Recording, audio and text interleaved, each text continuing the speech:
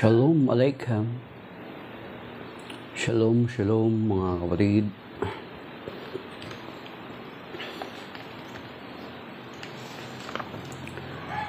Nandito po tayo ngayon sa ating Preaching in the Wilderness series. Binabasa natin ang Ebanghelyo ng Panginoon na binabasa sa lahat ng mga Katolikong simbahan. At ngayon ay araw ng kapiyastahan ng Presentation of the Lord or the Feast of Light or Candelaria. Yan. So, sa lahat ng mga magsisimba dapat may dala tayong mga kandila kasi magbabasbas mamaya ng mga kandila.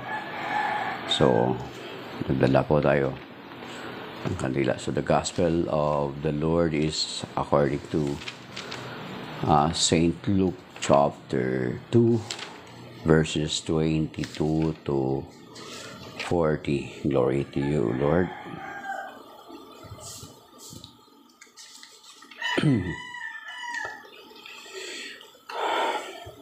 When the days were completed for their purification, according to the law of Moses, they took him up to Jerusalem to present him to the Lord. Just as it is written in the law of the Lord, every male that opens the womb shall be consecrated to the Lord, and to offer the sacrifice of a pair of turtle doves or 2 young pigeons, in accordance with the dictate in the law of the Lord. Now there was a man in Jerusalem whose name was Simeon. This man was righteous and devout, awaiting the consolation of Israel. And the Holy Spirit was upon him. It had been revealed to him by the Holy Spirit that he should not see death before he had seen the Messiah of the Lord. He came in the Spirit into the temple, and when the parents brought in the child Jesus to perform the custom of the law in regard to him, he took him into his arms and blessed God, saying, "Now, Master, you may let your servant go in peace according to your word, for my eyes have seen your salvation, which you prepared in sight of all the people, a light for revelation to the Gentiles and glory for your people Israel." The child's father and mother were amazed at what was said about him. And Simeon blessed them and said to Mary, his mother, "Behold, this child is destined for the fall and rise of many in Israel, and to be a sign that will be contradicted. And you yourself a sword will pierce, so that the thoughts of many hearts may be revealed." There was also a prophetess Anna, the daughter of Phanuel of the tribe of Asher. She was advanced in years, having lived 7 years with her husband after her marriage, and then as a widow until she was 84. She never left the temple, but worshipped night and day with fasting and prayer. And coming forward at that very time, she gave thanks to God and spoke about the child to all who were awaiting the redemption of Jerusalem. When they had fulfilled all the prescriptions of the law of the Lord, they returned to Galilee, to their own town of Nazareth.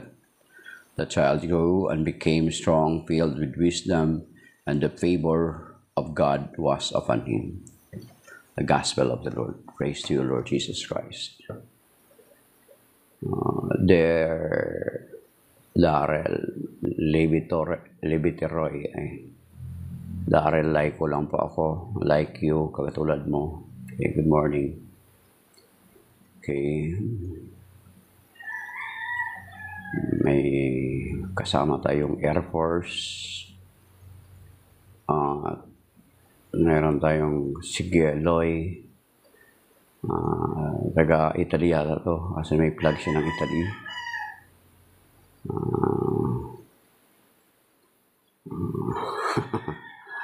Okay, so aga ni Air Force One ang ating bully. Okay, so okay, so mga kapatid,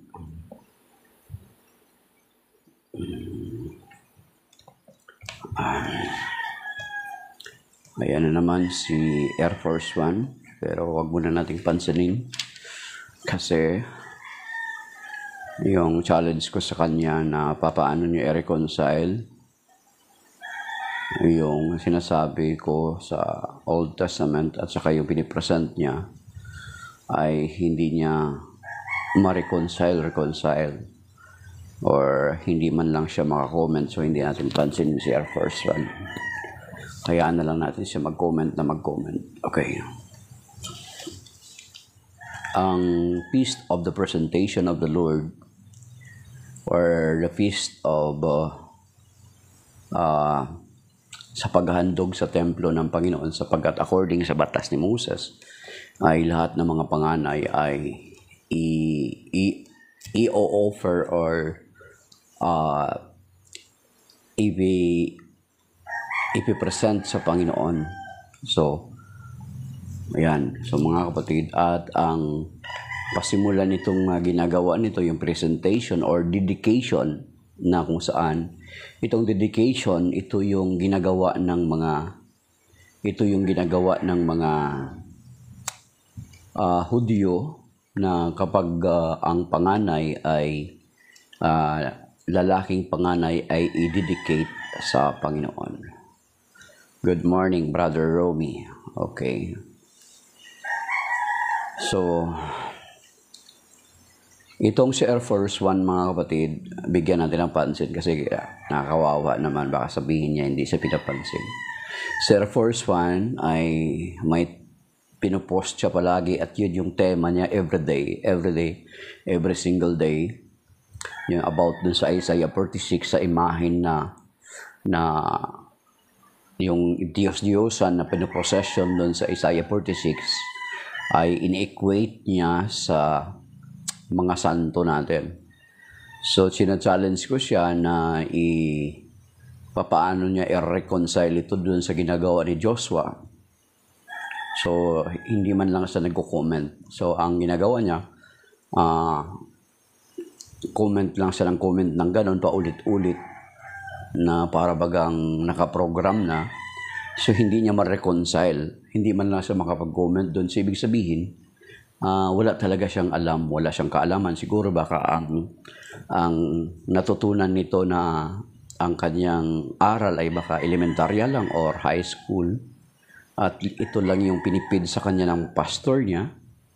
So, yun yung paulit-ulit niya lang na i-comment pero hindi niya ma-reconcile yung sinasabi natin. How can paano niya i-reconcile yung ginagawa ni na Joshua? Na sina Joshua ay pinaprocession din nila yung Ark of the Covenant na may dalawang malalaking kerubin sa taas nito.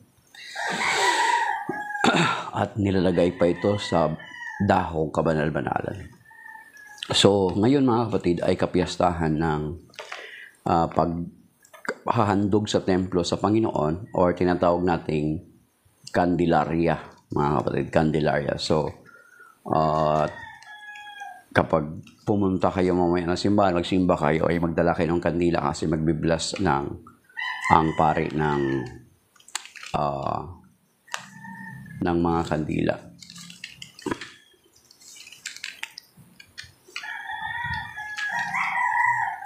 Okay. So, Air Force One, kung hindi mo kayang reconcile yun, bakit pa kita papansinin? So, hindi mo ma-reconcile, so ibig sabihin, wala ka talagang alam. Yan yung mga strategy ng mga pastor. Paulit-ulit lang yung ganong sistema, pero hindi mo ma-reconcile. Ibig sabihin, lumalabas na wala ka talagang alam. Hindi mo talaga alam yung subject na yan. So, bakit mo naman ulit-ulitin yan? Yung challenge ko sa'yo, hindi mo magagawa. So, dapat i-take mo yung challenge ko. Paano ma-reconcile yun? Okay, mga kapatid. So, minsan mga kapatid, kailangan ay ang mga walang pumapansin ay pansinin din natin. Okay. Ang pinaka-umpisa nitong pagtatalaga sa mga panganay ay narito mga kapatid sa Exodus chapter 13, mga kapatid. Dito sinasabi, verse 1, sinabi ni Yahweh kay Moses, italaga ninyo sa akin ang mga panganay sapagkat akin ang lahat ng panganay na lalaki sa Israel, maging tao o hayop. So, ang umpisa nito, then dito sa verse 11, Exodus 13:11, dadalhin kayo ni Yahweh sa lupain ng mga Kananeo, sa lupaing ipinangako niya sa inyo at sa inyong mga ninuno. Pagdating doon, italaga ninyo sa kanya ang lahat ng panganay na lalaki. Yan, take note of that mga kapatid. So, lahat ng panganay na lalaki ng mga asno ay tutubusin ninyo ng kordero. Kung ayaw ninyong tubusin, baliin ninyo ang leeg nito. Tutubusin din ninyo ang mga anak ninyong panganay. Darating ang araw na itatanong ng inyong mga anak kung bakit ninyo ginagawa ito. Kung magkagayon, sabihin ninyong kayo'y iniligtas ni Yahweh mula sa pagkaalipin sa Ehipto sa pamagitan ng kanyang kapangyarihan. Sabihin ninyo na ang magmatigas ang paraon ay ayaw kayong payagang umalis sa Ehipto. Pinatay ni Yahweh ang lahat nilang panganay, maging tao o hayop. Ito ang dahilan kaya ninyo inihahandog sa kanya ang lahat ng panganay na lalaki. Ngunit ang anak ninyong panganay ay inyong tinutubos. Ang paghahandog na ito ay magsisilbing palatandaan tulad ng tatak sa inyong kamay, sa inyong noo. Ito ay pag-aalaala sa ginawa ni Yahweh nung kayo'y ialis niya sa Ehipto sa pamagitan ng kanyang kapangyarihan. So yan mga kapatid. Okay.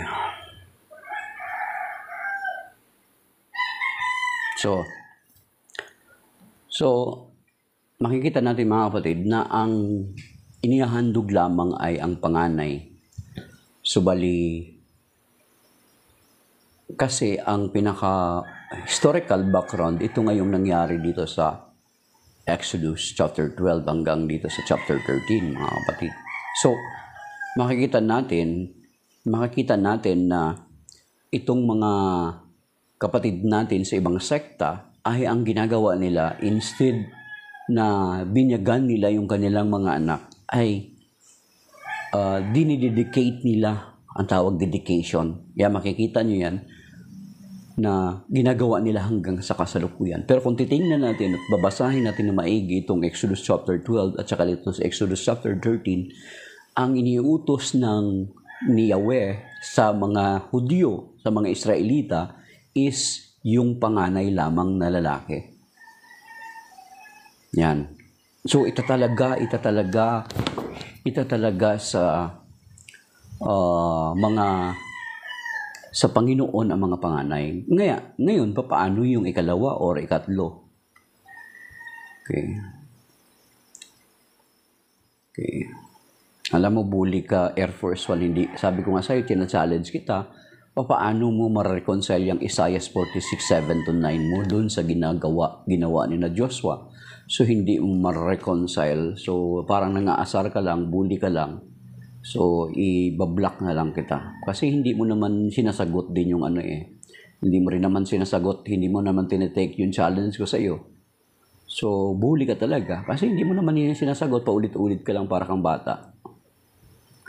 Alam mo ba yun? Parang bata. Kung totoong matalino ka, dapat pagbibigyan mo yung challenge ko paano mo reconcile, pero hindi So, okay.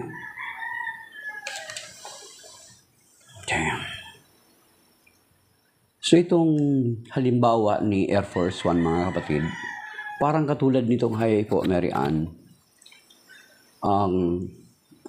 Ang katulad ni Air Force One, alam mo, wala siyang pangalan, ayaw niyang sabihin ko anong sekta niya, ibig sabihin wala siyang accountability, na kapag mapahiya siya, hindi mo siya ma-identify, so tuloy-tuloy pa rin siya sa gagawin niya.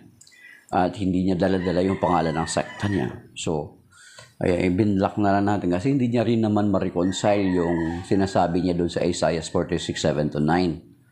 Doon sa ginawa ni na Joshua, na kung saan sina Joshua ay pinapasan nila yung Ark of the Covenant. Yung Ark of the Covenant, yung laman, may laman na tapyas ng bato, ng Decalogue, and then pinalagyan ito ng Panginoon sa ibabaw ng 2 kirubin na magkaharap.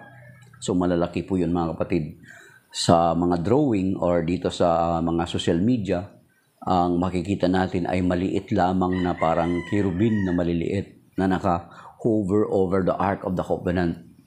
So hindi niya ma-reconcile. And even lahat ng mga pastor, hindi nila na-reconcile.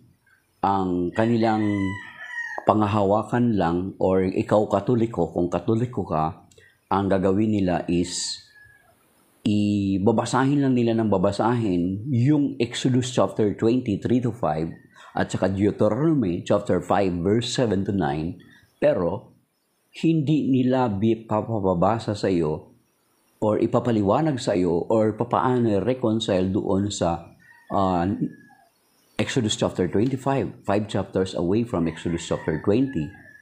And then, yung Numbers 21, verse 4-9, at saka yung chapter 6 ng 1 King, at saka yung Ezekiel chapter 41, verses 17-19. So, hindi nila ito na-reconcile.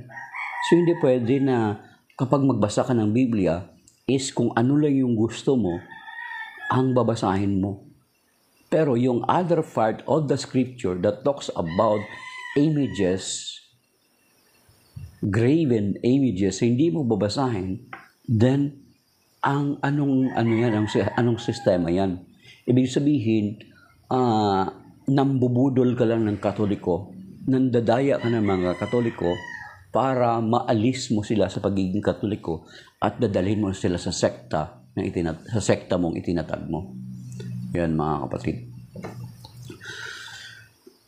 So, ibig sabihin, ang pagtatalaga ng mga panganay, kung babasahin natin ng maigi at intindihin natin ng maigi, mga kapatid, dito sa Exodus chapter 13, and then, makikita natin na ang mga panganay lamang ang mga itinatalaga, ang mga dinidedicate sa Panginoon. So bakit ang ating mga kapatid sa ibang sekta ay kahit yung ikalawa o ikatlo nilang anak ay dinidedicate nila?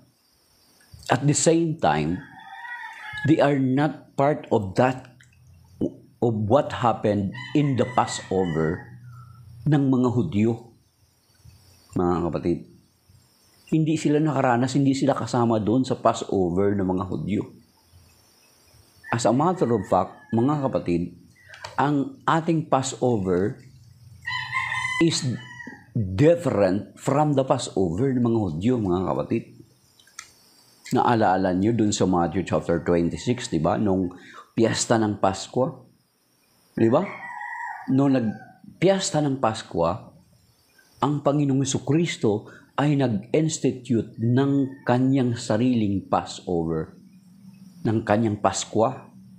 Nag-institute siya ng panibagong Passover meal. Hindi na yung katulad ng Passover meal ng mga Hudyo. So bakit natin gagayahin yung kautusan, direct command to the Jewish people na itatalaga yung mga panganay? See? So, ibig sabihin, mali yung ganong practice.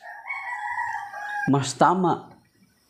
Actually, talagang tama yung ginagawa natin na tayong mga Katoliko ay ang ginagawa natin sa ating mga anak ay after 8 days, supposed to be, Katulad ng mga Hudyo, ang kanilang mga anak ay, para ang kanilang mga anak ay magiging bahagi ng Jewish community, maging bahagi ng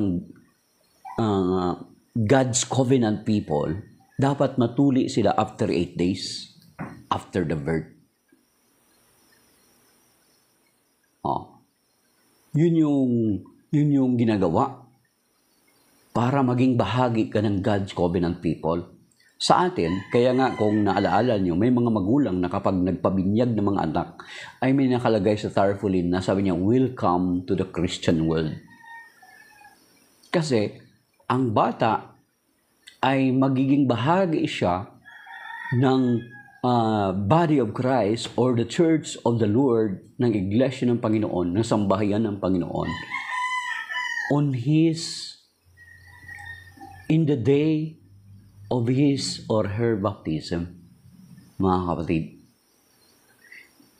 wala po sa Biblia na tanggapin mo ang Panginoon bilang Panginoon mo at tagapagligtas at dasalin yung sinner's prayer. Walang ganun.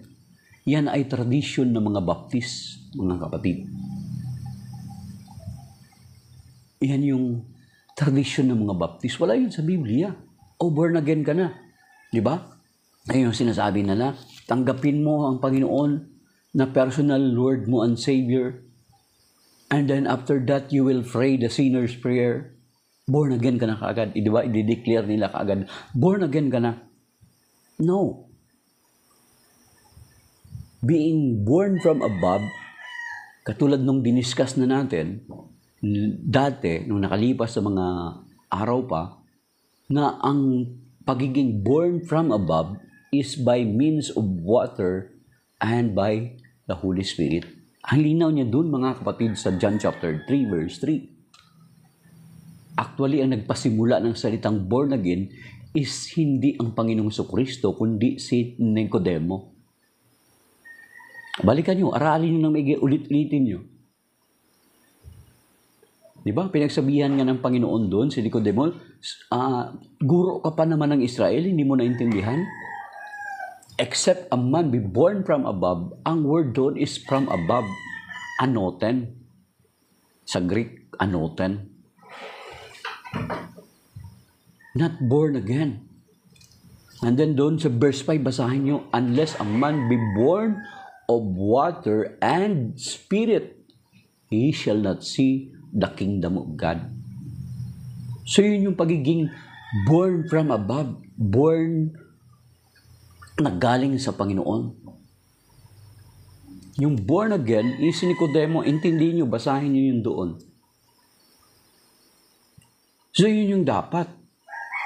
For us to be a part of the Jewish, for us to be a part of the body of Christ, ay dapat matanggap natin yung baptism. That is why, tayo ng mga Katoliko, mga kapatid, we are not excluding yung mga bata na maging bahagi ng kaharian ng Diyos, ng body of Christ. Kasi ang sinasabi sa John 3:3, di ba? Except a man be born from above, he cannot see the kingdom of God.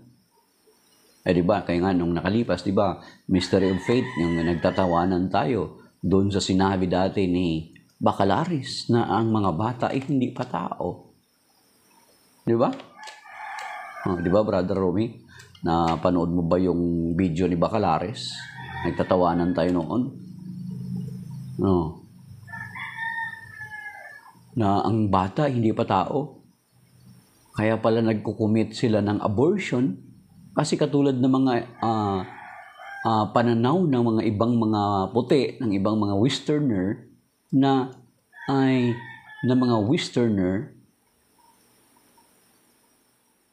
ang bata hindi pa tao, kaya nagkukumit sila ng abortion.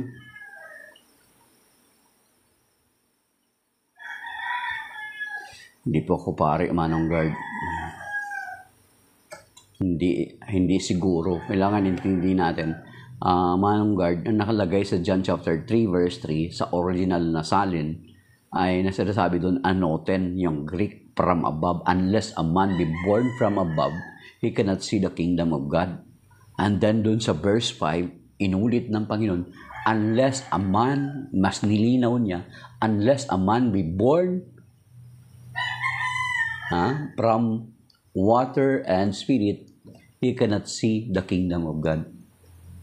So kung babasahin mo yung kabuuan ng John chapter 3, ay si Nicodemo ang nagsasalita doon ng born again paulit-ulit. Kaya nga pinagsabihan siya ng Panginoon, guro ka pa naman sa Israel, hindi mo naintindihan? Di ba? Sinabi pa nga ni Nicodemo yung analogy niya. Sabi niya, kung matanda na siya, babalik pa siya sa sinapupunan ng kanyang nanay.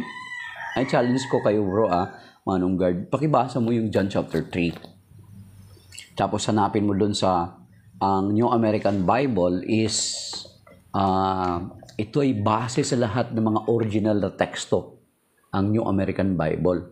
Sa mga original and mga available mga manuscript, itong New American Bible. Ang nakalagay dito is born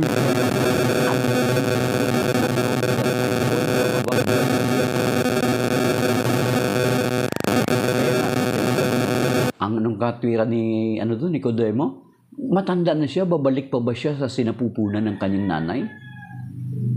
Kaya pinagsabihan siya ng Panginoon. Sabi niya, guro ko pa ng Israel pero hindi mo alam. Do you see? So ito mga kapatid, so that is why tayo ng mga Katoliko, hindi natin ginagaya yung ginagawa ng mga kapatid nating Protestante na ang mga anak natin, hintayin pa natin magiging 12 years old para i-baptize sa kanila, ganun. So, ibig sabihin, kung legalistically speaking, or biblically speaking, kung hindi pa talaga Kristiyano yung kanilang mga anak. Nagiging Kristiyano lang yung kanilang mga anak after their children will be baptized, mga kapatid. So, kawawa naman yung bata. Ang linaw naman ang sinasabi dun sa John chapter 3, verse 3, unless a man be born from above, he cannot see the kingdom of God. So, ang mga bata, hindi ba tao? Then why exclude them? Why wait for 12 years bago sila i-baptize?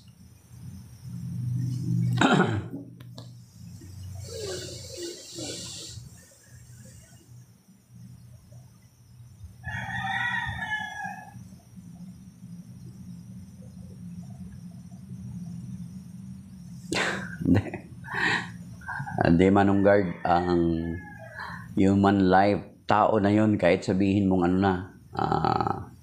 at the moment of conception, siguro mo na lang sa biology, ipaki-check mo na lang, itanungin mo na lang ang biology kung ang bata ba sa sinapupunan ay hindi pa tao. So kapag na-form na yon, hindi mo na yon masasabi na dugo pa lang, tao na yon. So, yun mga kapatid. So, kaya nga, tayo na mga Katoliko, kaya nga, bakit ginagaya nila? Ginagaya nila ang Panginoong Jesucristo na dinedicate dito sa Ebanghelyo ngayon. Kasi kapiyastahan ngayon ng Candelaria, kapiyastahan ng Feast of Light.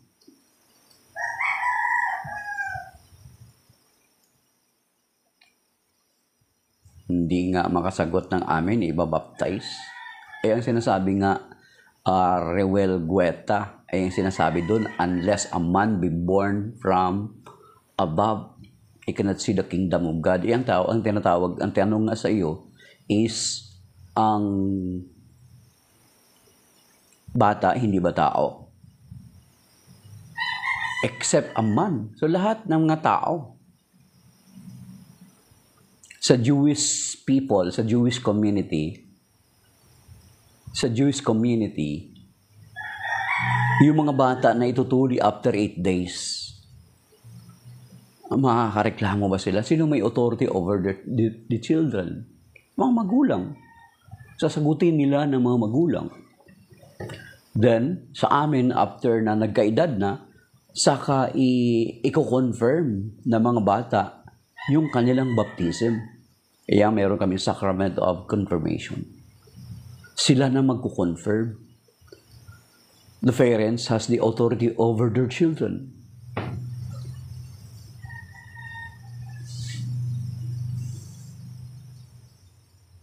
Pero ang basic nga ay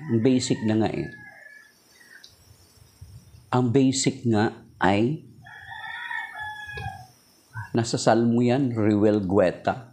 Ang basic nga except a man be born from above, he cannot see the kingdom of God. So mga bata ba ay excluded sa kingdom of God?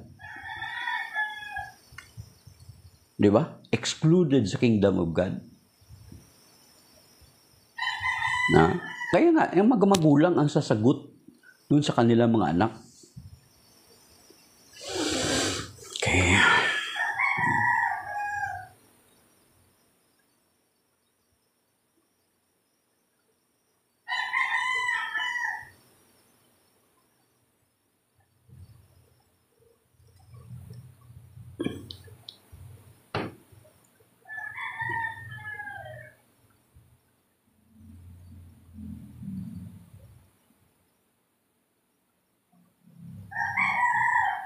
Okay. Miguel daw mo sa kapag babae buntis sa Sabado ay nagdadalang hayop.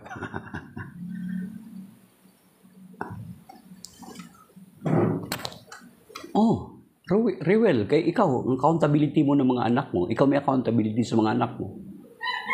Kapag ang mga anak mo ay mga minor pa sila at may ginawa silang mali, kanino i-blame yung kanilang action? Hindi ba sa iyo? Kasi may accountability ka sa iyong mga anak. E ngayon, the same with sa salvation. Sinabi ba na excluded ang mga bata sa salvation? Sa pagiging born from above? Sa John chapter 3, verse 3. Maliban na ang tao ay ipanganak from above, ay hindi ba sila kasama doon? So yun yung natin, yun yung argumento doon. Kaya yung ginagawa nyo na dedication is ang direct command yun sa mga Hudyo dahilan sa nakaranas sila ng Passover doon sa Exodus bago sila umalis. This is Amy, good morning. Okay. Yan. Good morning, Sister Amy. Kamusta po? Long time no see. Okay. Okay, so mga kapatid, then, dito sa Ebanghelyo, sa pagdadala sa templo sa Panginoon ay makita natin na sabi dito, now there was a man in Jerusalem whose name was Simeon. This man was righteous and devout, awaiting the consolation of Israel. And the Holy Spirit was upon him. It had been revealed to him by the Holy Spirit. Yan, it was revealed to him by the Holy Spirit. Okay. He should not see death before he had seen the Messiah of the Lord. He came in the Spirit into the temple, and when the parents brought in the child Jesus to perform the custom of the law in regard to him, he took him into his arm and blessed God, saying, now, Master, you may let your servant go in peace according to your word, for my eyes have seen your salvation, which you prepared in sight of all the peoples, a light for revelation to the Gentiles and glory for your people, Israel. So makikita natin na ang Holy Spirit yung nag-reveal sa kanya. So most possibly na itong araw na ito ng dedication ay hindi lamang ang Panginoong Jesucristo ang dinededicate. Pero malinaw yung instruction sa kanya ng Holy Spirit. God bless Emalyn. God bless Emalyn.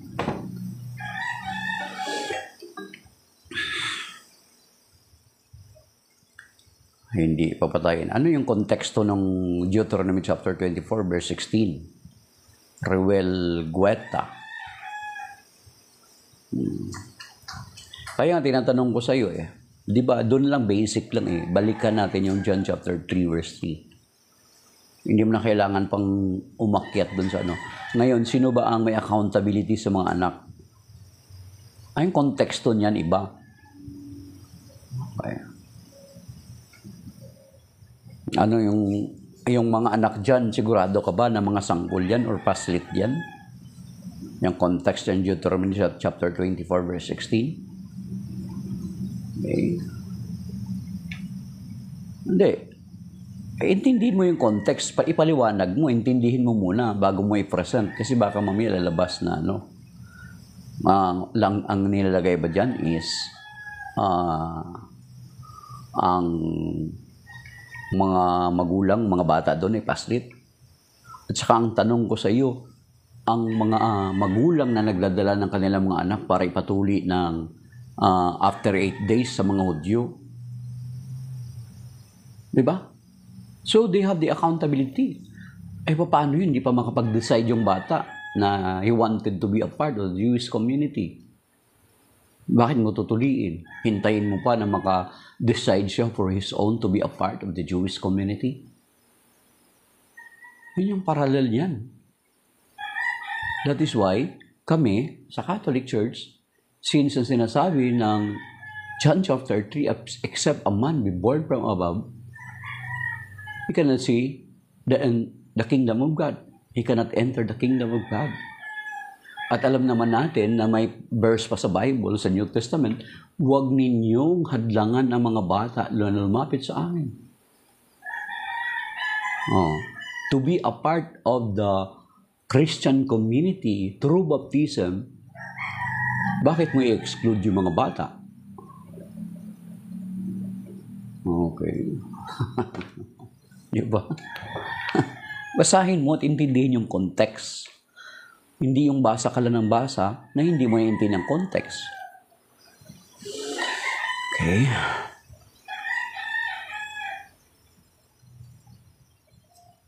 Ang pagtutuli, hindi yan katuruan sa ikaligtas, kaugalian yan. Hindi yan kaugalian. It is a law for them to be a part of the God's covenant people. Diba? Andun naman yan sa Genesis chapter 15. Genesis chapter 17. Kung hindi ka part ng God's covenant people, hindi ka sakop sa covenant ng Diyos, ano mangyari sa iyo? Okay. Covenant, Genesis chapter 17, covenant of circumcision. So, paano ka mapailalim sa new covenant? Paano ka may sakop sa new covenant? Through baptism. So, excluded yung mga bata sa new covenant? No. So, yung mali na i-dedicate mo yung bata na ang inuutos doon ay mga panganay lamang. Okay?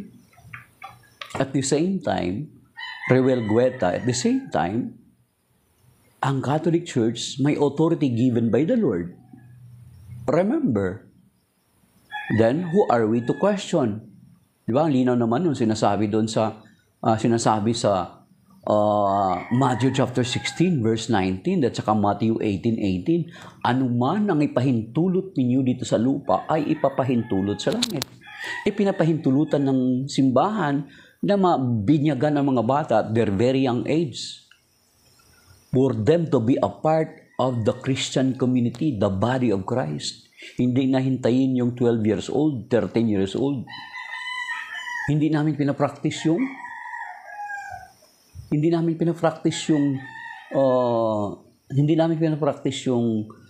dedication, kasi ang dedication, ang linaw naman, di ba? Basahin mo yung Exodus chapter 13 na yun ay para sa mga Hudyong nakaranas ng Passover bilang pag-aalaala sa ginawa at pagliligtas ng Diyos sa kanila doon sa Ehipto nung namatay yung mga panganay.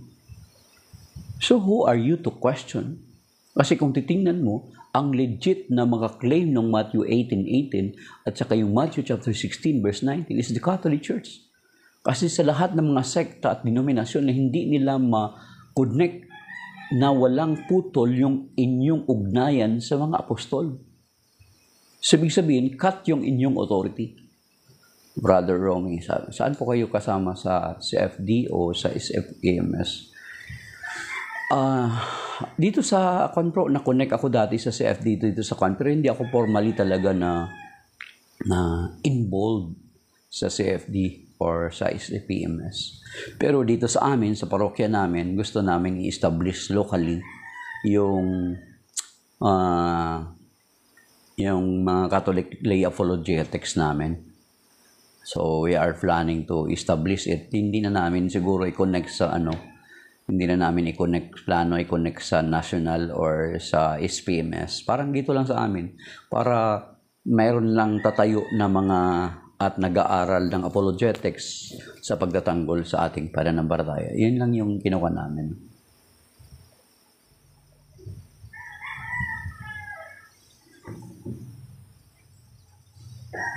Okay.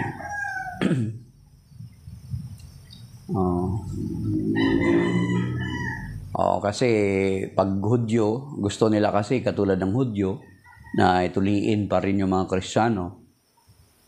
Pero yun na nga, Brother John, na hindi na kailangan.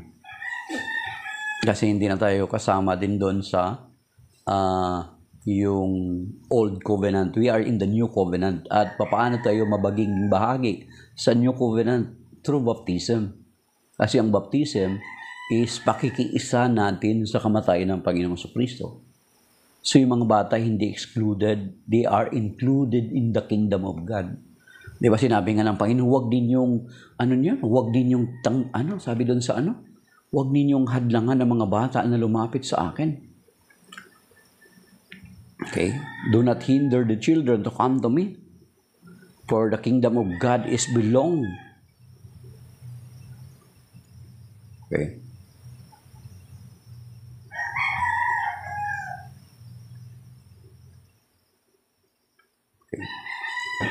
Sa Matthew chapter 19, verse 14, di ba?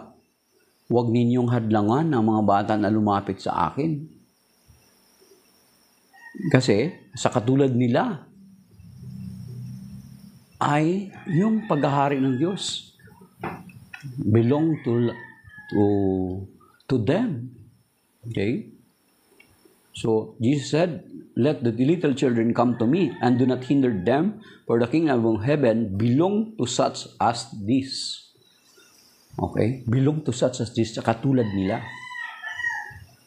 Then, bakit hadlangan mo yung bata na mabaptize to be a part of the Christian community? Why wait 12 years old? And then, ang gagawin mo, i-dedicate mo, which is ang linaw naman doon sa Exodus chapter 13, na ito'y para sa mga panganay. Kasi ipinaliwanag doon sa Exodus 13 kung bakit we are not part of it, mga kapatid.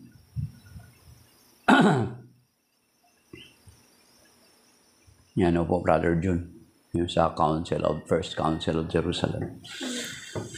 Yan, tinalakay din yan sa punto por punto, yung pasya ng mga apostol doon ay pinapatupad nila. Yan. So, ikaw, Brother Romy, saan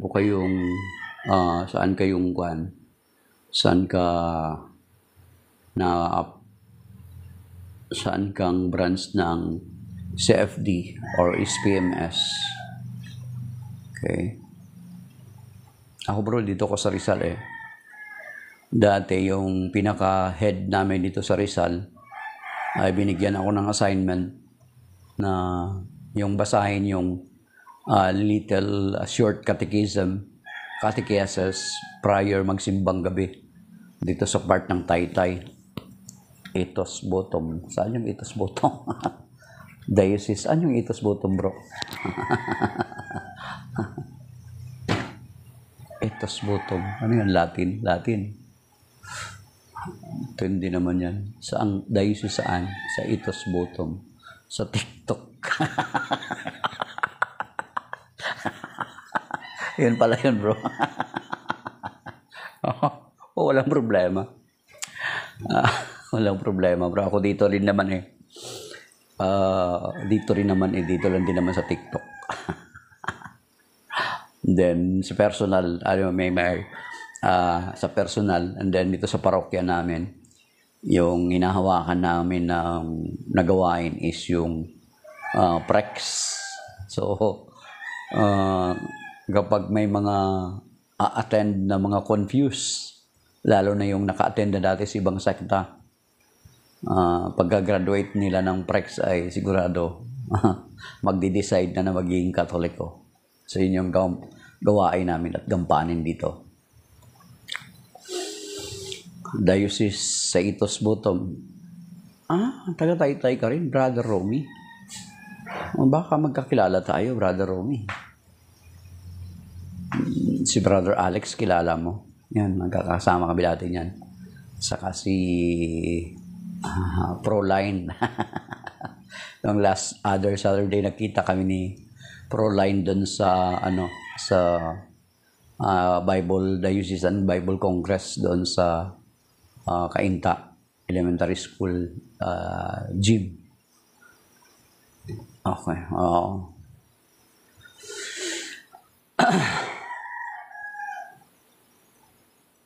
San Lorenzo Ruiz Paris. Pareho pala tayo, Brother Rumi, ng parokya eh.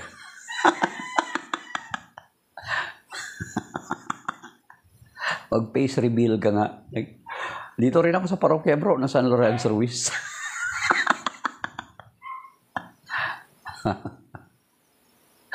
Okay. Ito, Brother Rumi. Baka kilala kita.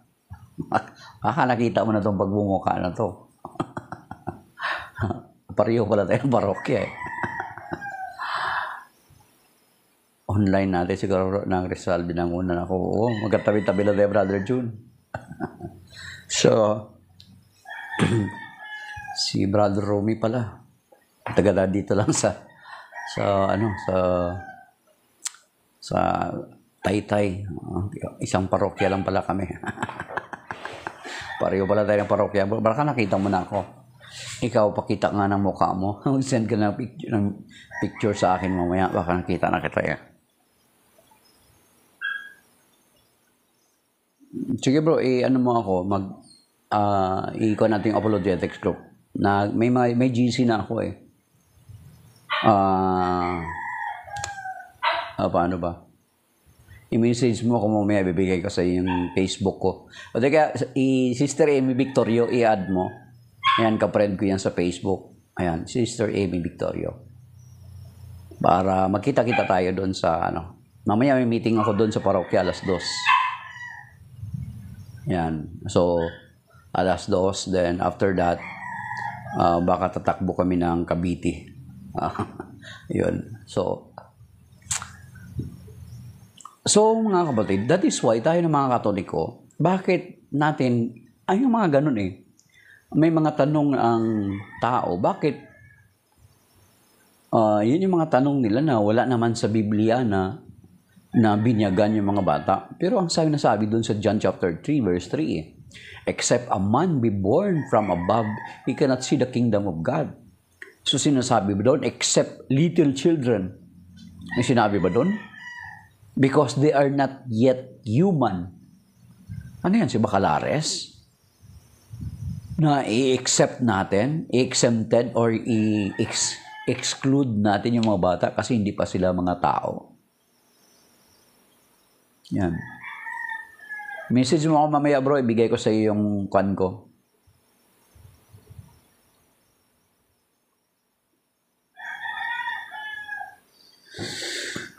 St. Bernard Faris, lay minister ako at conception. Okay. Sige, Brother Romy i-message mo ako mamaya, i-send ko sa iyo.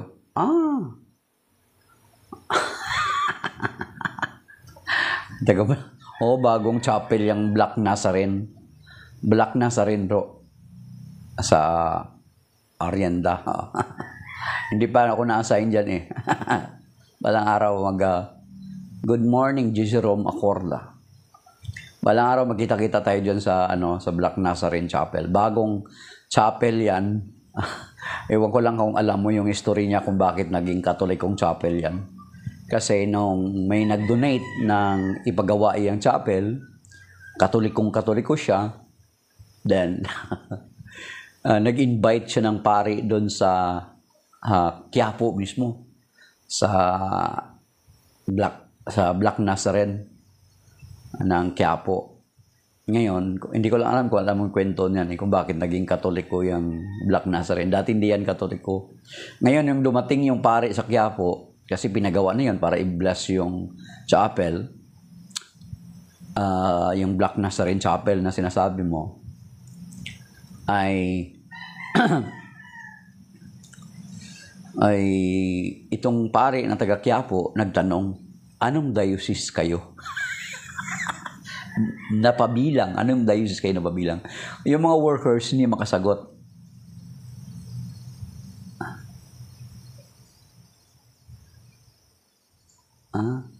Yes, matagal akong lay minister ng Black Nazarene. Nung hindi ka pa may brother.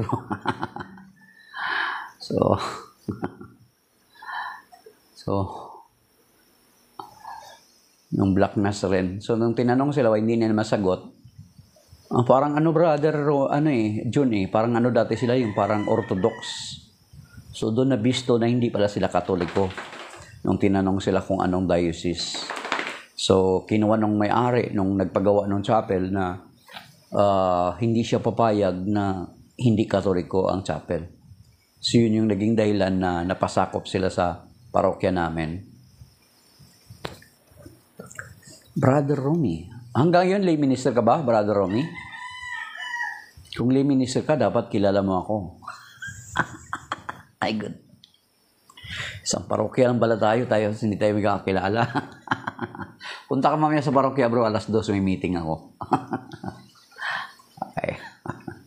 So, yun mga kapatid, na tayo ng mga Katoliko, hindi tayo nag-dedication. Kasi ang linaw ng instruction dun sa ang linaw nun. Ang linaw nun na ang instruction na yon is for the Jewish people who experience the Passover. Tayo, ang Panginoon Kristo, noong Passover na yon, nung gabi ng Passover, nung Huwebes Santo, kaya nga meron tinatawag tayo na the Last Supper or the Memorial of the Last Supper. Doon sa Memorial of the Last Supper ay ang Paskwa ng Panginoon, ang ginawa na Paskwa ng Panginoon is not anymore like of that Jewish people na magkakatay sila ng tupa. May bitter herb at nakabigkis ng tuwalya sa kanilang nakabigkis sila habang kumakain, nagmamadali. But nung gabi na yon, mga kapatid, nung gabi na yon ay nag-institute ng panibagong kapag baka kung walang mga pare, Brother Romy. Ano ka ba? Hanggang ngayon, lay minister ka ba, Brother Romy? Hindi pa ako na-assign dyan Usually, kung minsan ina-assign kami ni Brother Lando dyan kapag mga walang pare. So, ang na-assign ko pa lang, naka-assign ako dyan dati sa St. Catherine, dyan sa Our Lady of Guadalupe, sa Our Lady of Lourdes. Halos lahat na ng community na assignan ko, pero yan hindi pa. Dyan sa Bians. Okay. So, kaya nga mga kapatid, we are not anymore part of that Passover ng sa evangelization ka na. Evangelization ministry. So, nakapag-prex ka na ba? Umatin ka ng prex, bro. Kung evangelization ka. Bakit hindi tayo nakikita sa meeting? Kasi part din ako ng evangelization. Sub-ministry kami sa evangelization. Usually, yung meeting natin is Friday. Evangelization. Parang pang-pensionado na mga meeting. Kasi Friday, working days yun So, tayo na mga Katoliko, yun yung isa sa pinakamabigat na reason why we baptize infants. Because sila ay magiging bahagi ng body of Christ. They are not excluded, they are included. Ang linaw nun, intindihin natin yung John chapter 3 verse 3. So, they are not excluded, they are included. Binanggit na natin kanina nga di ba sinabi ng Panginoon in Matthew 19:14, huwag ninyong hadlangan na lumapit sa akin ang mga bata. Okay, God bless Sister Amy. God bless. May the soul of that person rest in peace and let the perpetual light shine upon him. Amen. Sige po, God bless Sister Amy. Kung may time ka, ipopost ko mamaya sa Facebook. Kung pwede mo naman tapusin habang naglalaba ka. Mas maganda ako mismo tagapakinig ng sarili ko eh. Kung walang makinig sa akin doon sa Facebook, ako nakikinig sa sarili ko. May popost ko doon habang matapos mo sa mapakinggan kapag mo naglalaba ka or naglilinis para productive. Hindi lang yung nakikinig ka lang. So yan mga kapatid. So, kung magbaptize man tayo sa infants because the church has the authority to do so.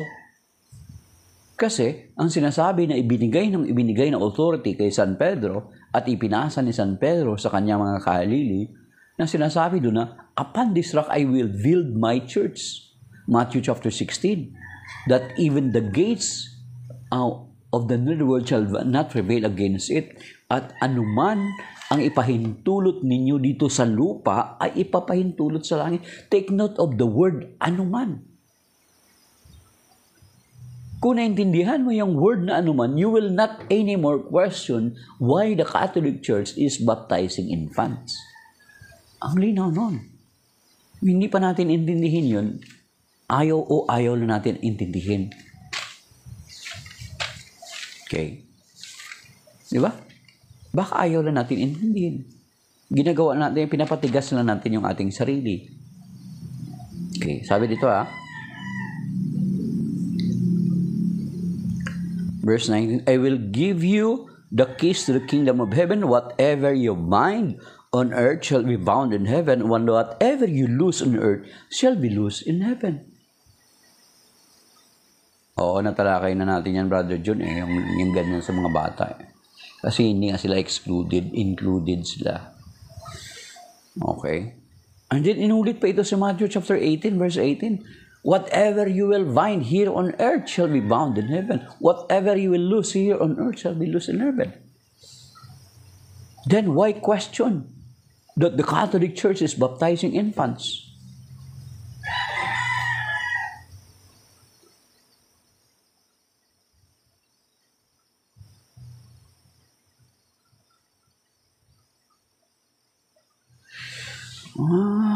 Minister ka, ikaw yata yung medyo may edad na, may puti na yung buhok. Ikaw ba yun, Brother Romy?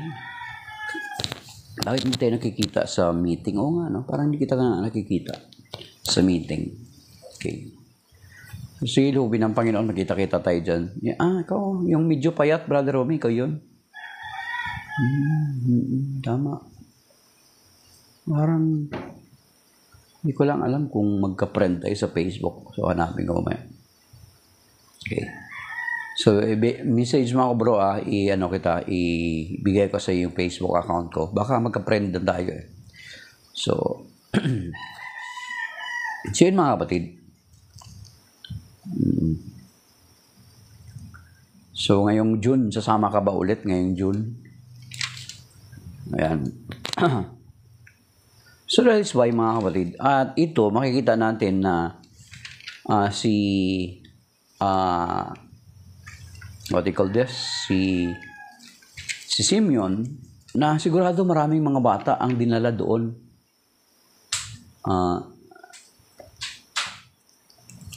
Maraming mga bata ang dinala doon sa templo, pero very specific. Dinala siya ng Espiritu Santo doon mismo sa Panginoon.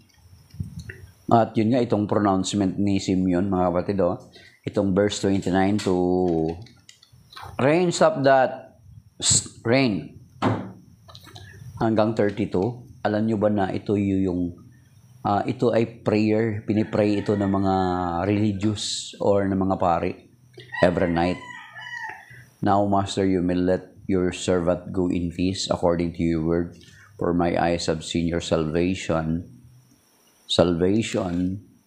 which you prepared in sight of all the people, a light for revelation to the Gentiles and glory for your people, Israel. Okay. So, yan mga kapatid. Kaya nga, Feast of Light ngayon or Candelaria. So, ang Panginoong Jesucristo kasi ay siya ang liwanag.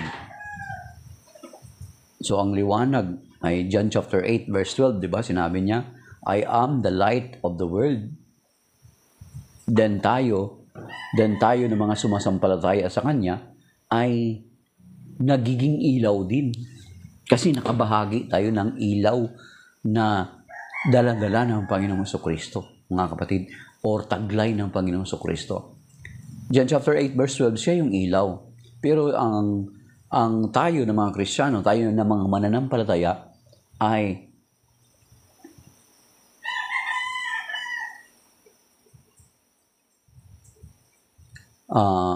okay, kinonfirm ko na nag-follow back ako sa iyo. Tayo ng mga mananampalataya ay dapat taglay-taglay din natin ang liwanag ng Panginoong Jesucristo. Kasi para ang Panginoong Jesucristo, para bagang ang Panginoong Jesucristo ay siya yung araw at tayo yung buwan na ang liwanag natin is coming from the sun.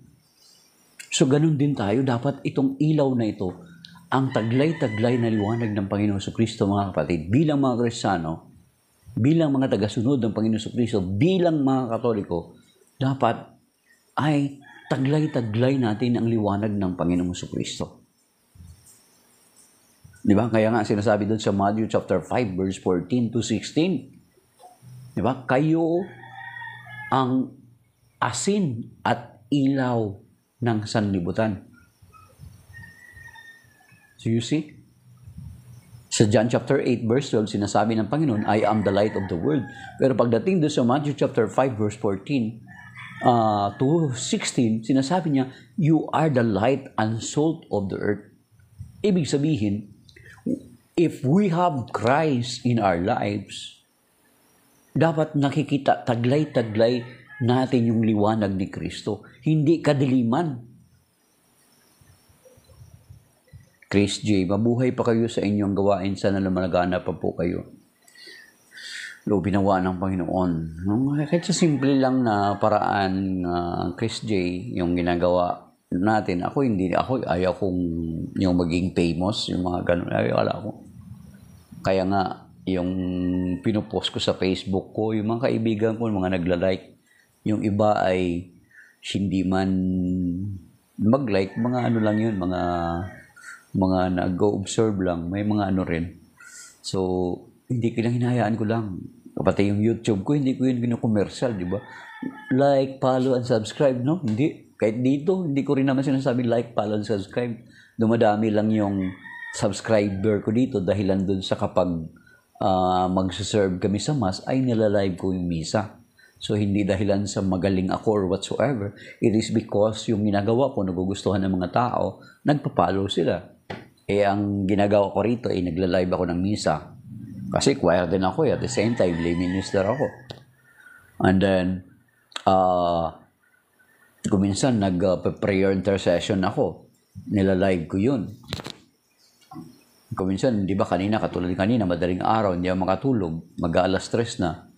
So, kinuhan ko yung recorded na prayer. Pina-live ko rito sa TikTok. So, kaya ganun yung mga tao ay nagpa-follow. Kasi hindi lang naman para gusto kong dumami ang follow, para dumami yung mga diamonds, hindi yun. Secondary na lang yun. Barya-barya lang yun eh. Titingnan mo, ilan lang naman yun. Di ba? Ang primary purpose natin ay kahit papano ay makatulong tayo dun sa mga mahihinang Katoliko pa. Whether we like it or not, maraming mga Katoliko mahihina. Kaya nga ang target market ng mga iba't ibang mga sekta ay mga Katoliko. Yan ang reality. Sa March, Brother Romy, may prex, attend po kayo. I-announce naman yan sa chapel. Sana maka-attend ka. Si Brother Crispin, yan, magkasama pala kayo ni Brother Crispin eh. Yun. So, yun mga kapatid. Ang ginagawa natin dito, itong mga kapatid natin sa ibang sekta, hindi ko sila target na i-convince na bumalik sa Catholic Church. Ang ginagawa ko is para ma-prevent yung mga mahihinang Katoliko na pumunta sa ibang sekta. Hindi ako after doon sa mga na-convert na. I will pray for them that someday they will be enlightened and they will go back to the Catholic Church. Yun lang yung gagawin ko. Ako, when it comes to prayer, masipag ako, mga kapatid. When it comes to prayer, masipag ako. Hindi ko na concern yun. Gawain na ng Panginoon yun. Ipag-pray ko na, itataas ko na sila sa Panginoon.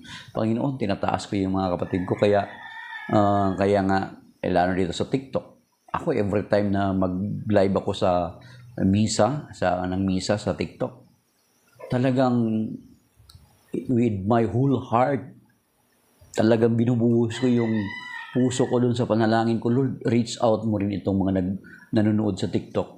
Ikaw nakakilala sana. Ikaw nakakalam ng kanilang mga pangangailangan, Panginoon. Alam ko na walang imposible sa iyo. Abutin mo po nawa sila.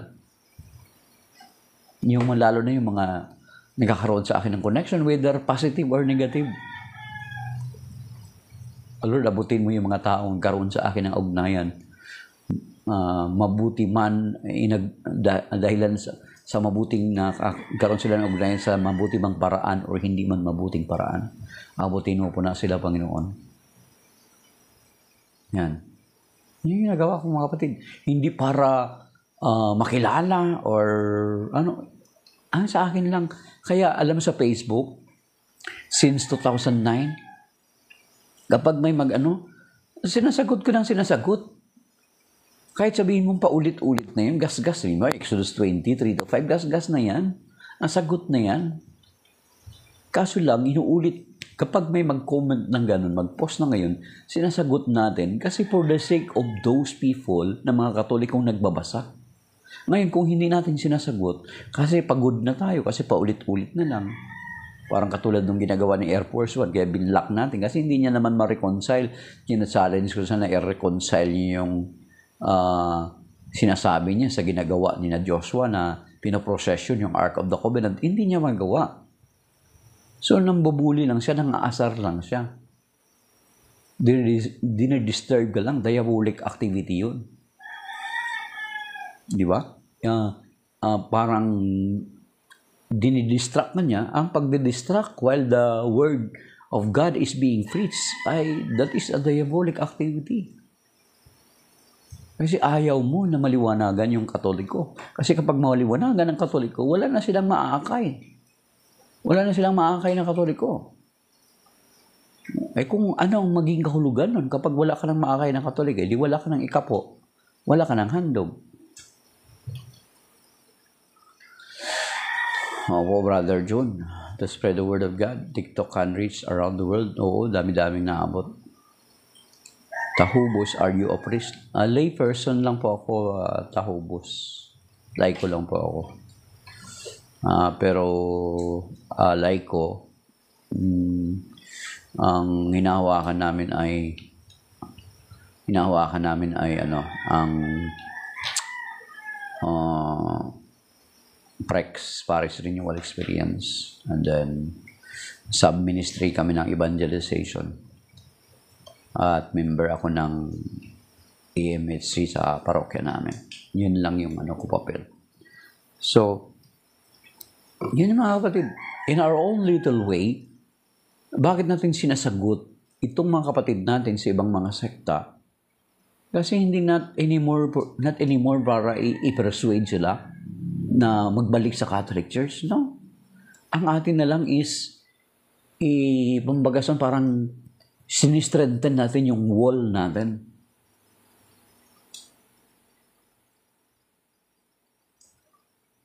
I didn't understand. I need to confess my sins, but don't have time. I don't have time no to go to a priest. So kung tahubos, kung talagang alam mo sa sarili mo na bigat ka na, then talagang dapat bigyan mo ng panahon. Halimbawa, makapunta ka sa isang parokya, kapag ang isang pari or pwede pumunta ka sa office or di ba pagkatapos ng misa ng pari, pwede mo siyang i-approach, Father, pwede po ba ako mag-umpisal kung okay lang? Tanungin mo ng ganun. Sa amin dito kasi yung 9 a.m., 10 a.m., mga past 10 a.m., matatapos yung misa. So wala nang kasunod na pa misa yung pare, 3 misa, pangatlong misa kami nila eh. So 9 a.m., pwede mo siyang inaambos na namin sila ng magkumpisal. So pwede kami makapagkumpisal. Kasi 9 a.m., 10 a.m., tapos na. Wala pangatlo na nila yon na serve. So, yun yung opportunity namin. So, kung sa tingin mo na bigat ka na dyan sa naramdaman mo, sa kalooban mo, then, dapat natahubos, ay talagang gumawa ka ng paraan na makapagkumpisal.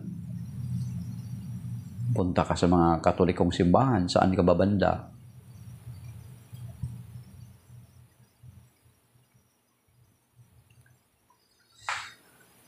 Kung grave sin yan, natural, hindi mo naman marinig na sinasabi na papatawarin ka ng Panginoon. Eh, sinasabi doon sa John chapter 20, ang authority to forgive sin were given to our priest. Oo. Pero, naikumpisal mo na sa Panginoon yan. Naikumpisal mo na sa Panginoon. Pero bakit alam mo sa sarili mo, no, ramdam mo na hindi ka pa rin at peace, then you need to go to confession sa pare. Okay. Yan, linaw naman yan dito sa John chapter 20, di ba? Verse 23. Tahubos.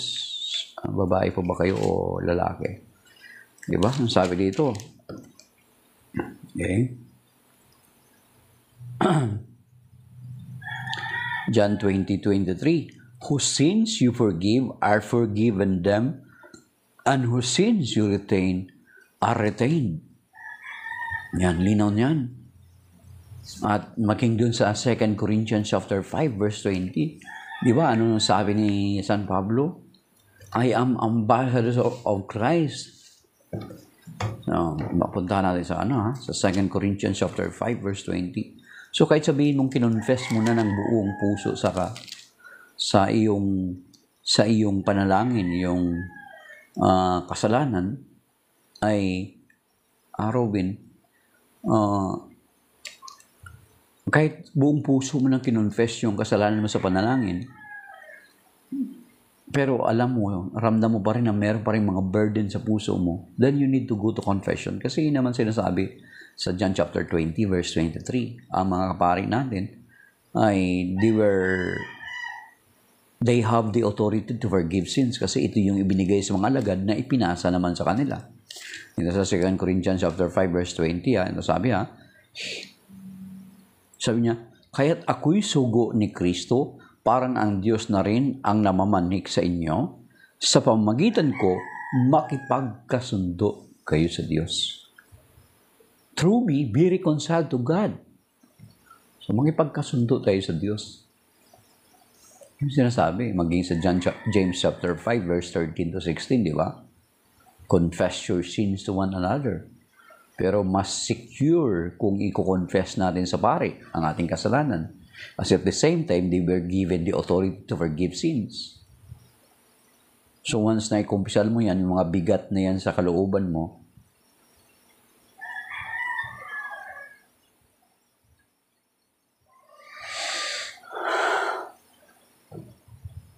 ang bigat sa kalooban mo, talagang ano ka pa rin, ramdam mo pa rin yung bigat. Dito naman si Assalamualaikum 6015. Shalom Alaikum 6015. Okay. Brother John, nandito may bisita tayong Muslim. Pakibati mo nga ng Shalom Aleichem. Okay. So,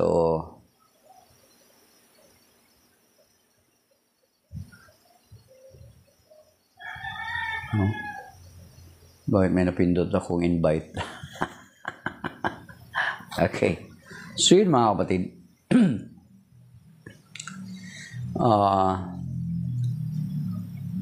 Na unang-una, ang ginagawa natin hindi para mag-convince dun sa mga ibang sekta. Matitigas na mga kalooban yan.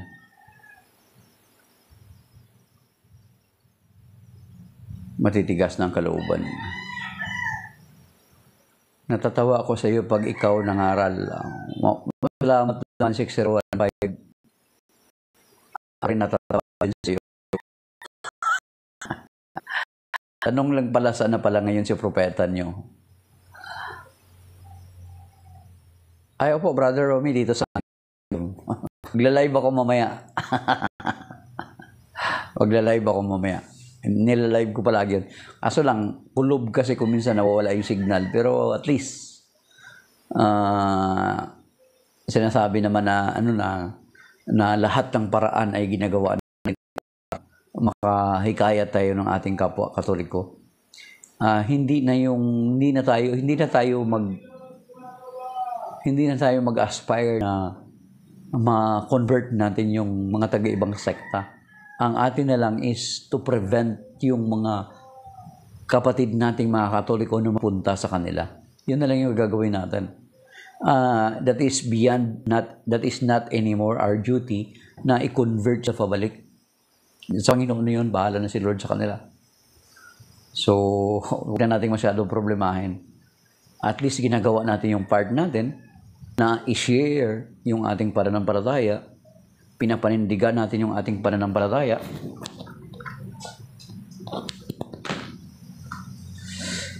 Pinapanindigan natin ang ating pananampalataya para makita nila na, may mga marunong din pala magtanggol sa pananampalatayang Katoliko. Kapatid. Di ba? So, yun yung ano natin. Yan yung purpose natin. Ang purpose natin dito, hindi para magpasikat. At tayo, ang level ng mga taong maaabot natin is yung mga ordinaryong mananampalataya lang din. Pero yes, yet tuloy natin gagawin. Ito, mga matatalino, hindi na yan makikinig sa atin. Okay. Pero natural, ako rin naman kasi nag-speaker din ako ng Lay Ministry of the Word dito sa diocese namin. Nakarating na rin ako sa iba't ibang mga parokya dahil sa Prex. Ay, Danny, kamusta? Diyan sa Japan. Si Danilo. Ayan. Danilo Ugis. Kamusta ka dyan, Danny? Danilo, dyan sa Japan. Ang lamig siguro dyan, ano? Dito nga din sa Pilipinas, Danny, lamig din. Good morning po. Siguro grabe yung yelo dyan sa Japan. Dito nga sa Pilipinas, nagkaroon din ng yelo kaya sobrang lamig. Joke lang, natural.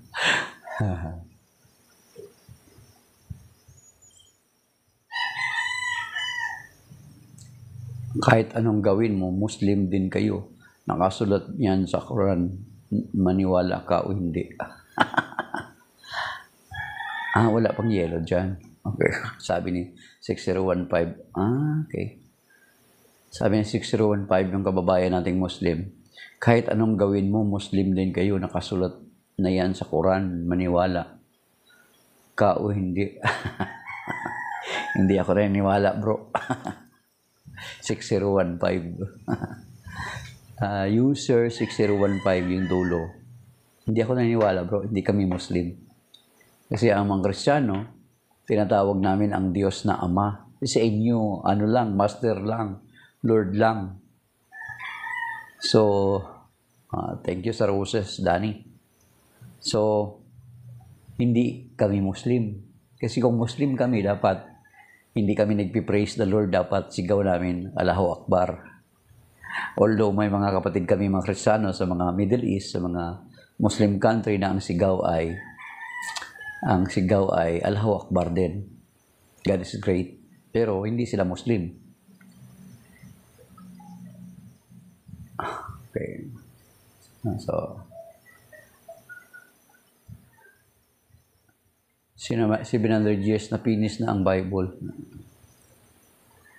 Okay. Yan katulad dito si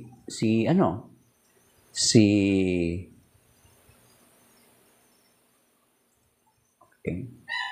Allahu Akbar, mga Kristiyano sa Middle East, sa Libanon, nag-Allahu Akbar din yun. God is great.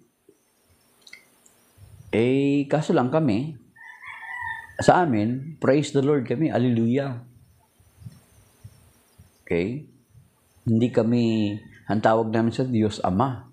Sa inyo, Allah, Master, Lord lang kayo. So yun. 6015. So kami ng mga Kristiyano ay hindi kami Muslim. At si Jesus, si Isa, si Yeshua, hindi siya Muslim. Kasi si Jesus, hindi siya nagturo na ang Diyos ay Master lang or Lord, kundi pinakilala ng Panginoon Kristo ang Diyos bilang Ama.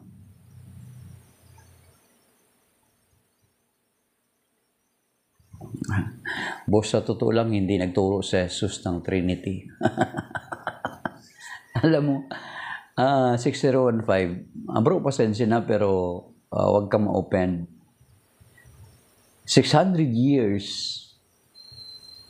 bago pa kayo dumating, ay may warning na about sa inyo, sa katulad ninyo. So, bakit pa namin kayo paniniwalaan? Diba? Kung totoong Muslim ang Panginoon Kristo, hindi dapat yung mga apostol niya, Muslim din. Dapat, ang mga tinayo nila, mga mosque. Diba? Dapat ang mga simbahan namin, may crescent moon. Cross Cross ang nilagay na inaayawan nyo. So therefore, hindi Muslim si Isa, ang Panginoong Kristo. So isang kasinungalingan yung sinasabi mo na Muslim kami. Jesus is not a Muslim. Even Abraham is not a Muslim. Okay.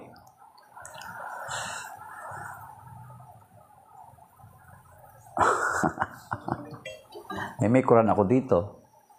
Maalam ko the way you talk, medyo duda ako, hindi ako naniniwala. 6015, sabi mo maalam ka, Quran at Biblia yung yung inaaral mo. Ako, Brother Romy, may serve ako 9 a.m. 9 a.m. pa. So may 8 a.m.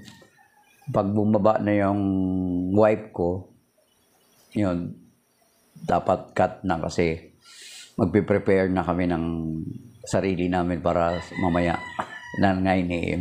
9 a.m. dito po ako assign sa amin. Actually, the whole month of February. SIL, bro. SIL. SIL ang chapel namin. Wag mo nang sabihin.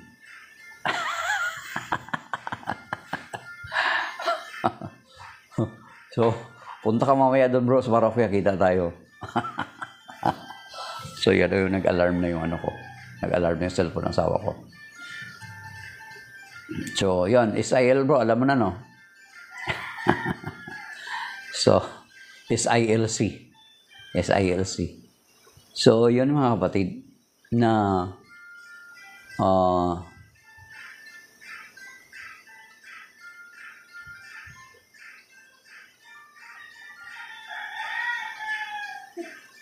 pag tinulog Muslim, dili ulahi ang tanan. Oo, dili pa ulahi ang tanan. Dapat tanggapin mo na si Isa na Panginoon para mapunta ka sa langit. Kasi siya, sabi niya ni Isa, ni Jesus, John chapter 14, verse 6, sabi niya, I am the way, the truth, and the life. Si propeta niyo never nagsabi ng ganon. So, sino mas kapanipaniwala? So, si Isa mas kapanipaniwala. So, kung ako sa'yo, tanggapin mo na si Isa.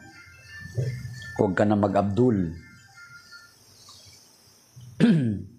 Okay. So, bali siguro yan man lang mga kapatid, na tandaan natin na ang gawaing dedication is not anymore para sa atin na mga Kristiyano. So, ang pag-aalay ng mga anak na panganay lang actually. Pero yung mga kapatid natin na mga protestante, yung mga separated brethren natin, ginagawa nila pati pangalawa, pangatlo, pang-apat, pang-lima, hindi na, wala na nakalagay sa Biblia. Akala natin sila ay mga Bible alone? Bakit nila dinadagdagan? Di ba? Bakit nila dinadagdagan yung sinasabi nila? Okay? So that is why tayo na mga Katoliko, ang sinusunod natin is yung katulad nung parallel nung ginagawa ng mga Hudyo. For them to be a part of the Jewish community, you need to be circumcised. Tayo din, for us to be a part of the Christian community, we need to be baptized. Kasi ang mga bata is not excluded in the kingdom, they are included in the kingdom. Hindi sila excluded. So, kasama sila, mga kapatid.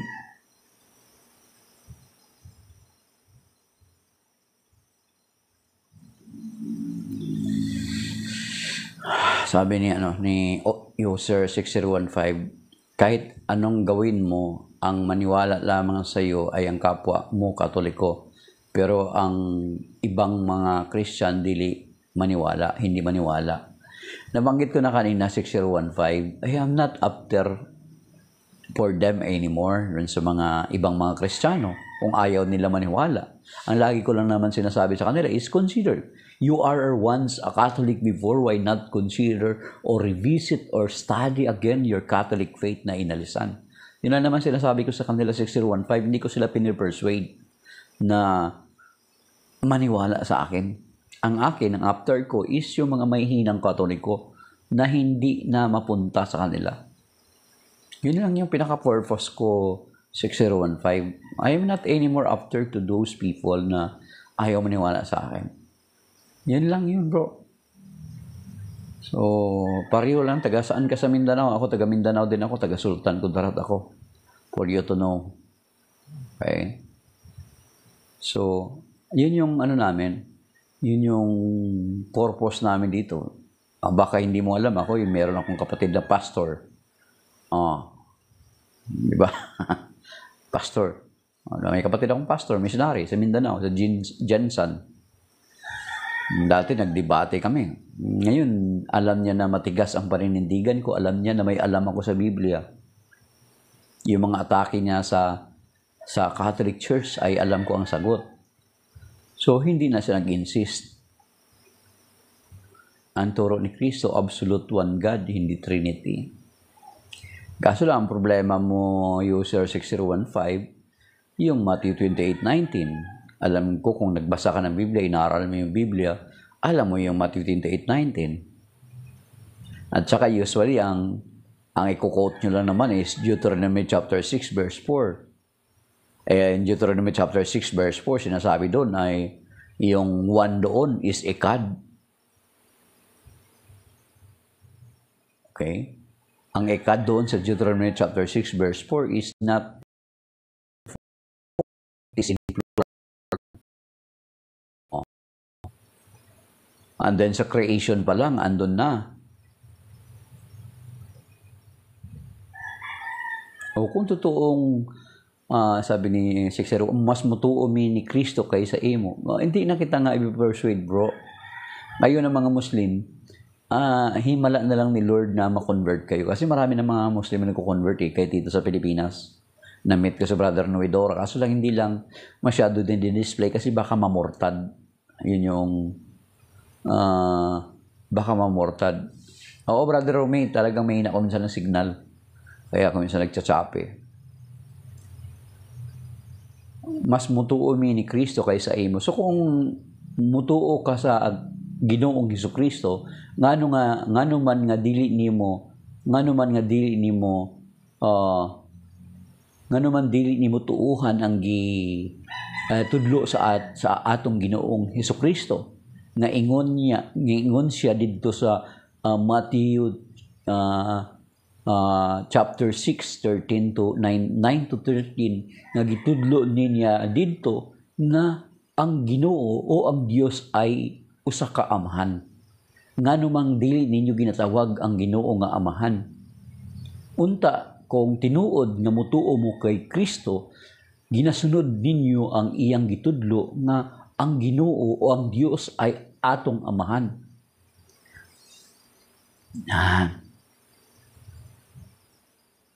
Kung tinuod. Okay? So, mana 6015. Kung tinuod nga ginasunod ninyo ang ginatudlo sa atong Ginoong Hesukristo, unta, gina-practice ninyo ang pag-ibig. Matthew chapter 5 verse 44. Pero ngano man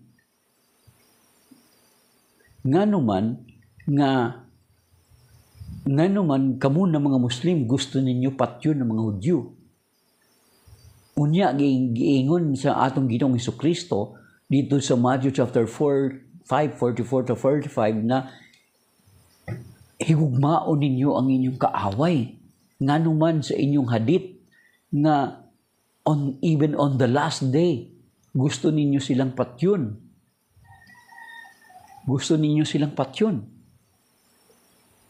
Pero gitudlo sa atong Ginoo nga higugmaon sila. Wow, congrats. 17 years ka nag-aral sa Biblia sa Roma. Congrats.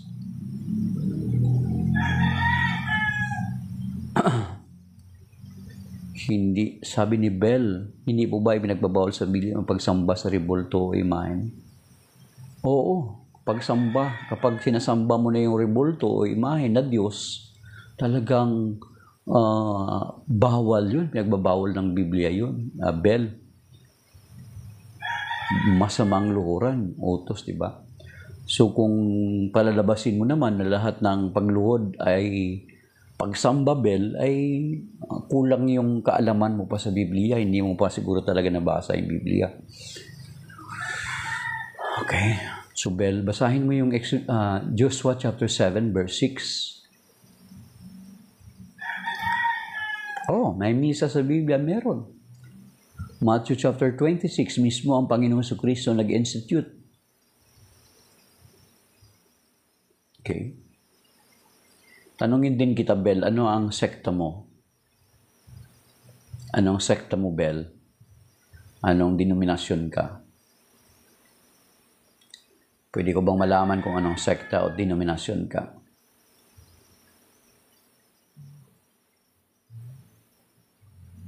Abel? Okay.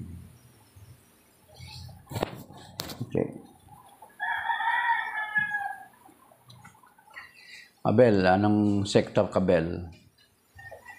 Parang member ka ba ng Inc. 1914? Kung member ka ng Inc. 1914,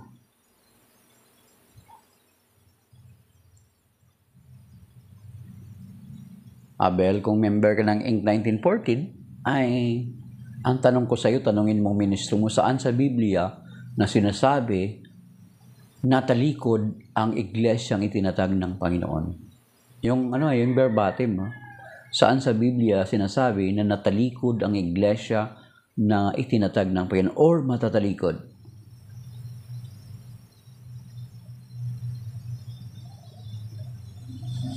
Okay, so yan.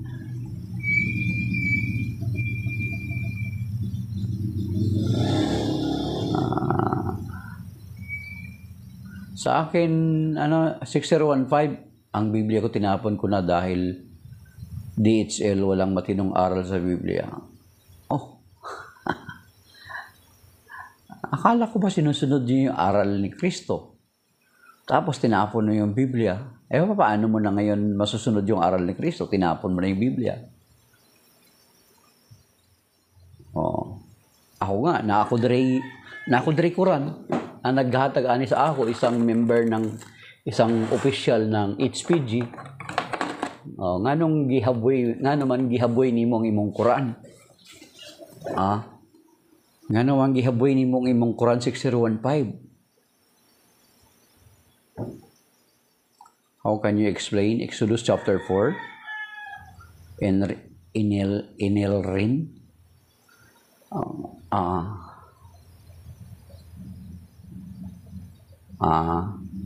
Exodus chapter 20, 3 hanggang 3 to 20, yung Decalogue, Inilrin. Kung babasahin mo yan, Inilrin, at intindihin, sinasabi dyan na ang ipinagbabawal dyan ay ang mga imahin ng mga Diyos-Diyosan. Kasi ang historical background sa pagbalik ng mga Hudyo galing sa Egypt, for 400 years they stayed in Egypt. They stayed in Egypt is they were influenced by Egyptian na napakaraming mga Diyos na kinikilala. That is why, nung pagbalik nila sa Ehipto, ay nag-set ang Panginoon ng batas na huwag silang gumawa ng mga imahe ng mga Diyos-Diyosan. Yun yung sinasabi sa doon sa Exodus chapter 20, 3-5 specifically, na ang ipinagbabawal doon ay mga imahe ng Diyos-Diyosan. Kasi kung lahat ng imahe doon, inilrin, ay ipinagbabawal, then lalabas na ang Diyos mismo ay lumabag doon sa Exodus chapter 20, 3-5. Kasi kung titingnan mo, pagdating sa Exodus chapter 25, makikita mo dyan na nag-utos ang Panginoon kay Moses na gumawa ng mga imahin ng mga kerubin. So kung i-qualify mo ang imahin ng mga kerubin, ang mga kerubin ay makikita sa langit. Diba? So, ngayon, kung ipipilit natin na lahat ng imahen or larawan ay pinagbabawal ng Diyos, dapat hindi na nag-utos ang Diyos na gumawa ng larawan ng kerubin at ilagay pa mismo sa taas ng Ark of the Covenant. Dalawa pa, malaki, saka pinoprocession pa nila. Diba?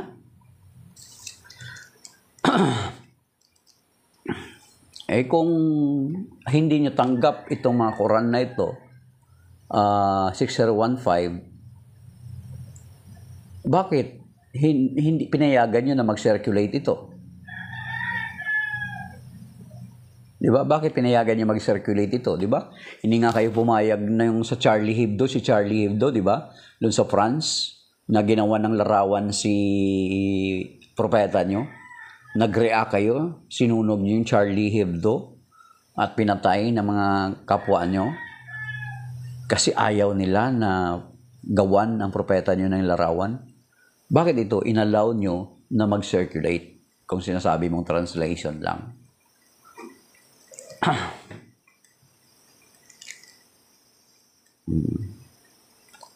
So, inilrin. Ganon. Inilrin. Kung totoo na lahat ng mga imahin ay pinagbabawal ng Diyos doon sa Exodus chapter 20, verses 3-5 specifically, bakit pagdating sa Exodus chapter 25, nag-utos siya kay Moses na gumawa ng larawan? So, anong nangyari? Lalabas, makalimutin ang Diyos? Lalabas na mali-mali ang Diyos? Ganon na mangyayari, kapatid.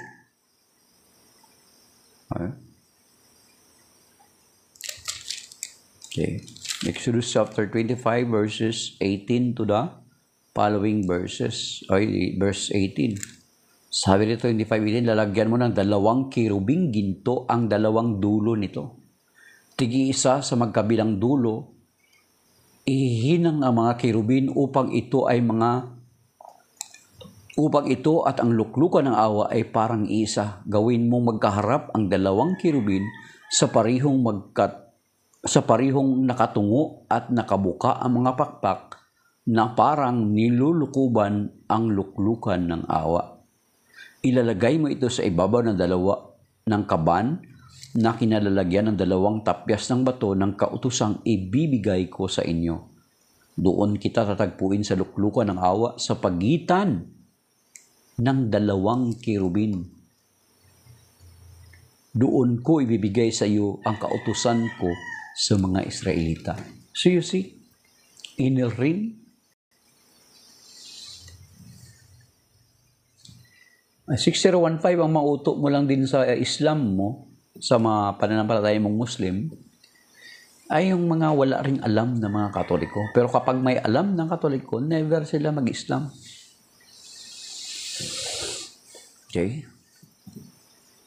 Diyan. Yan yung reality. Okay? Oh. So, sa Exodus chapter 25, verses 18 to 22, ang linaw. Ang lalabas kapag, kung i-reconcile natin ito, kung totoo, kung i-reconcile natin ito, inner ring, kung totoo na lahat ng larawan ay pinagbabawal ng Diyos, then bakit dito pagdating sa Exodus 25, 18 to 22, ay nagpagawa siya ng larawan? What does it mean? Ibig sabihin, ang ipinagbabawal na larawan ng Diyos ay mga larawan ng mga Diyos-Diyosan. Katulad ni Baal, ni Astarte, ni Asherah, ni Dagon, ni Molech, sino pa ba? Name it. Those are the idols in the Bible.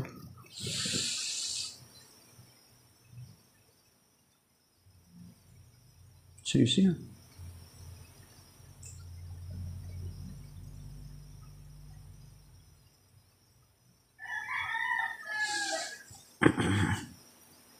sabi ni 6015,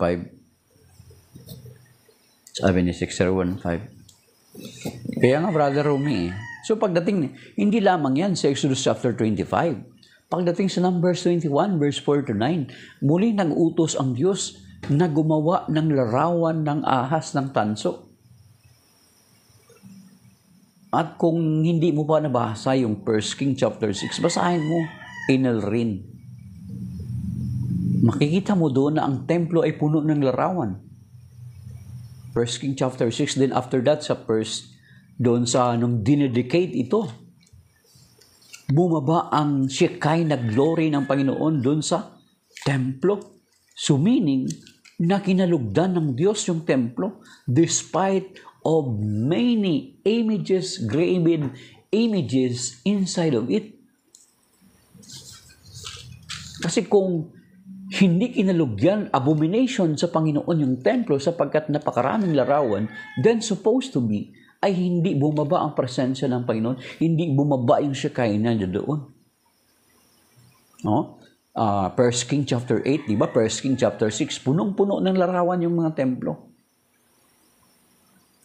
Pagdating dito sa 1 King chapter 8, verse 18, na puno ng kaningningan ni Yahweh ang templo. So therefore, He was pleased na kinalugdan niya ang templo. Nalugod siya sa templo na puno na mga imahen at larawan. So you see, so therefore, makukonclude natin na ang ipinagbabawal doon sa Exodus chapter 20, 3-5 is mga imahe ng Diyos-Diyosan. Sa Catholic Church, wala ka pa namang narinig na si San Jose, kinikilala naming Diyos. San Jose nga Diyos Jose, Diyos Maria, Diyos Miguel, Diyos Sebastian. Walang ganun. Okay. So yun mga kapatid. At maging dun sa Ezekiel, i-inel rin sa Ezekiel kung andyan ka pa. 41, 17 to 19. Diba, ang linaw doon na ang templo ay puno ng mga imahen, puno ng mga larawan. Kaya nga, kahit sa Catholic Church, diba? So, ganun mga kapatid. So, maybe that is by now, Brother Romy, Brother June, Mystery of Faith, at Brother Danny, may mga bagong nag-follow sa atin, maging si user 6015 na isang Muslim. Kung Kristiyano ka, sigurado, kung gusto mo mag-asawa ng 4, yan, gusto mo mag-Muslim. At gusto mo magkaroon ng 72 virgins, Brother Danny, or Brother Romy, kung gusto mo magkaroon ng 72 virgins, mag-convert ka sa Muslim. Magkakaroon ka ng 72 virgins sa langit. Yung tinanong si Sakir Naik, sinabi ng babae, sabi niya, Sakir, lagi kong narinig sa nanay ko na ang mga lalaki na mga Muslim, pag namatay, meron silang 72 virgins. Ang sagot ni Sakir Naik ay, kung ano yung kwan sa lalaki, ay ma-expect din ng mga babae na ganun din yung kanilang mga matatanggap. 72 din. Bilog daw yung mata at yung hinaharap ay malaki.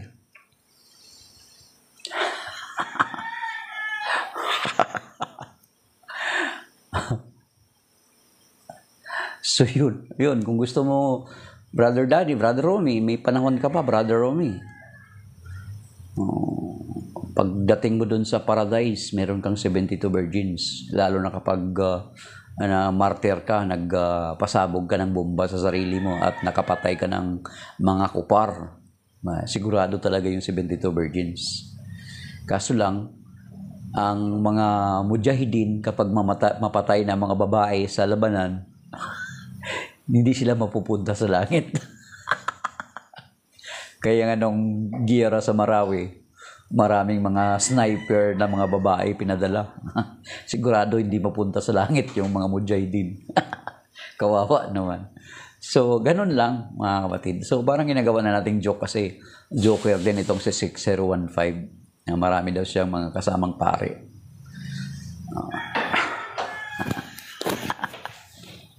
So,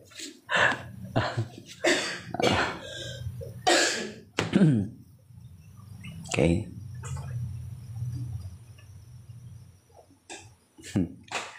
Hindi ko nga binasa kasi nakakatawa yung mga kwento dito kaya hindi ko tinapos.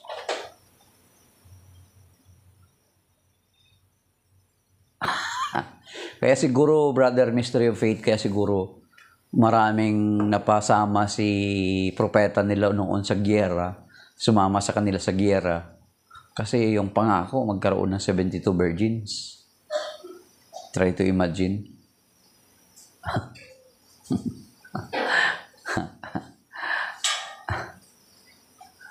Wala na akong pakialam dun sa Arabic.